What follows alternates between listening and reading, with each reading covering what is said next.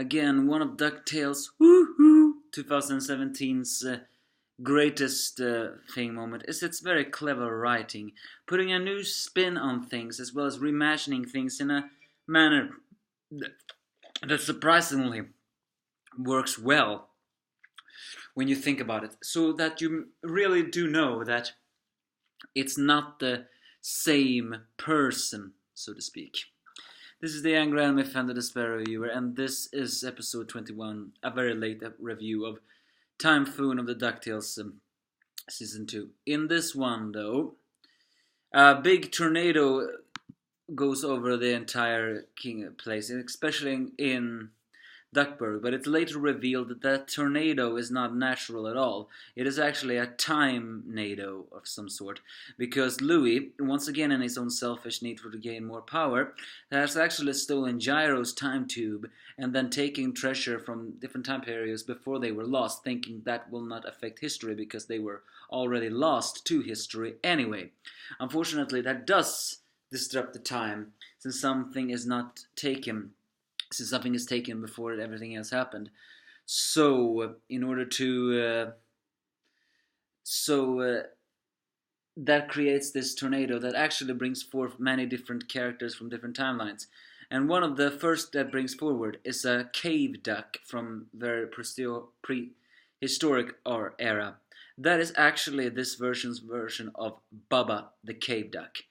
Hugh is excited because he is actually doing a study on cave ducks and hoping to get into the Woodchuck guidebook. But he gets frustrated when Bubba, although still very primitive and talking in a broken speech, this time actually voiced by D. Bradley Baker, mind you, which is actually fitting since many considered him to be the successor of Frank Welker, the original voice of Bubba.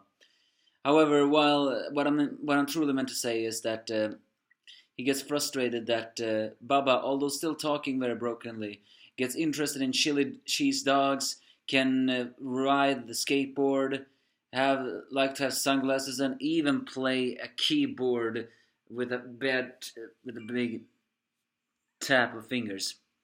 But then things escalate worse when Gyro, who has actually revealed to be a clone, or maybe not, apparently now he has even resulted to cloning himself. How can a guy who's so egocentric even stand himself? But I guess that's why he cloned himself, because the only person he likes is himself. And he was teleported to the place of Duckburg. And when everyone, especially Della, finds out, this is not getting good. Della in this also has some star roles in this episode, as it's revealed that Della is still very casual when it comes to parenting the triplets, which Beakley do not really take good. However, when the time zone gets so dangerous that a lot of the different McDucks, except of Louis, gets teleported to different eras, although Launchpad gets launched into the future, he desperately tries to solve the time thing and manages to send back everyone on different time periods back. It's also worth noting that before he does that and everyone disappears, Beakley and Della actually has a nice sparring match against a ninja, apparently implying that they've done that before, and Della shows that she can be an action girl. So while Louis says he's sorry about his mistake, Della is this time not wanting to hear it, do not want to hear excuses and anything else, and says to him that he is grounded, and shows for the first time her strict parenting. Yes, she may not exactly know how to be a parent, but that's, well, the thing that she has been going through. So it's actually, while it may actually be a little bit heartbreaking, that moment does create some tension at all, especially when Louis says that, I wonder where I got you. Your reckless action puts everything in danger, is what Della says to him. And then Louis says, I wonder where I got that from. But in the end, Della accepts that, but she also says that you put your whole family at risk, therefore you are grounded. It's a harsh situation, but exactly what Louis needs. He is. This time his greed for taking some things was just too extreme. The episode ends, though, with Huey's new report, especially on Bubba, being rejected. Because, well, they didn't believe anything. How can a cave duck be so smart to be able to handle things?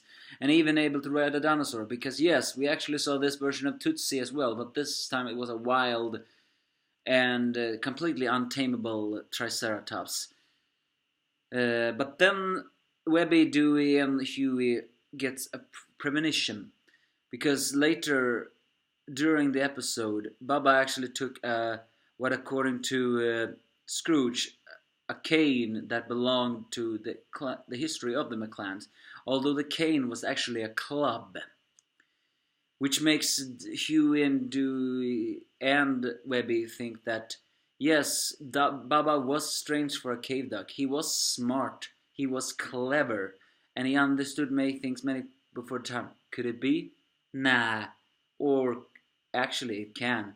As the episode ends, Baba, back in his own time, creates a top hat made of stones with the club in exactly the same position as Scrooge, confirming that yes, this version of Baba is the first McDuck ever lived.